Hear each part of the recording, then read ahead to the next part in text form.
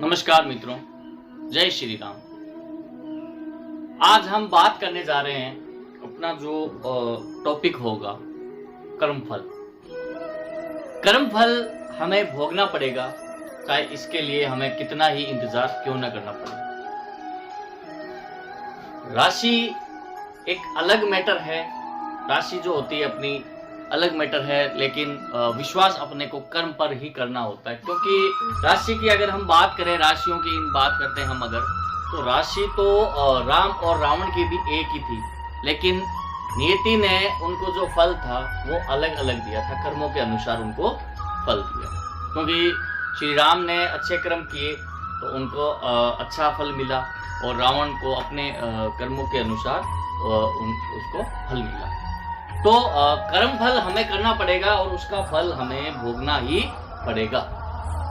कहते हैं एक बार तो हमें ईश्वर भी माफ कर देता है, लेकिन कर्म, अपने कर्म जो किए हुए हैं वो हमें कभी माफ नहीं करते हैं, वो हमारा साये की तरह पीछा करते हैं, और इसका जब समय आता है तो हमें उसका फल भोगना ही पड़ता है। तो कर्म अपने को बड़े ध्यान से करना होता है, क्योंकि कर्म में ही दुआ और बददुआ दोनों छुपी होती है, और ना ही ये दोनों चीजें कभी खाली जाती है।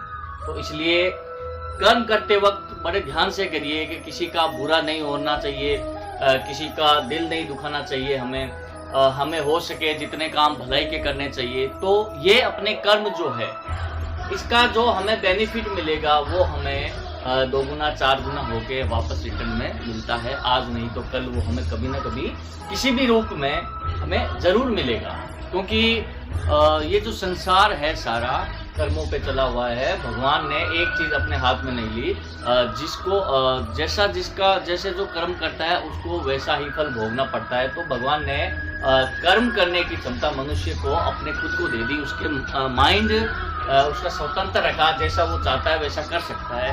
तो कर्म करना उसके हाथ में है, मनुष्य के हाथ में। अगर वो अच्छे कर्म करेगा तो उसको अच्छे फल मिलेंगे, अगर वो बुरे कर्म करता है तो उसको नतीजा जो होगा बुरा फल मिलेगा। तो कहते हैं स्वर्ग और जो नरक है वो धरती पर ही होता है। स्वर्ग और नरक का मतलब धरती पर कहने का मतलब है, अगर व्यक्ति अच्छे कर्म कर रहा है, उसको सारी फैसिलिटीज मिल रही है व्यक्ति को, तो वही उसके लिए स्वर्ग है। और व्यक्ति बुरे कर्म कर रहा है और उसका जो अंत में नतीजा होता है वो बुरा होता है, तो यही उसके लिए नर्क है। नर्क से भी ज्यादा और क्या होगा। तो कहने का मतलब ये है, कर्म करते जाओ। कर्म कभी अपना रुकना नहीं चाहिए जब तक हम जीवित हैं। यहाँ तक कि अंत समय में भी हमें अपने कर्मों से विमुख नहीं होना चाहिए। कर्म का और मनुष्य का, व्यक्ति का जन्म से नाता होता है।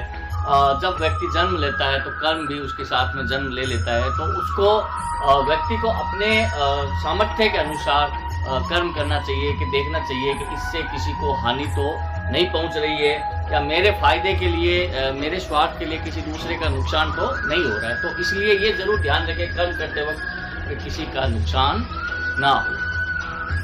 तो आशा करता हूँ आज का जो ये आपका अध्याय था कैसा लगा, आप मुझे कमेंट करके बताएं। मेरे YouTube चैनल को सब्सक्राइब कीजिए। धन्यवाद।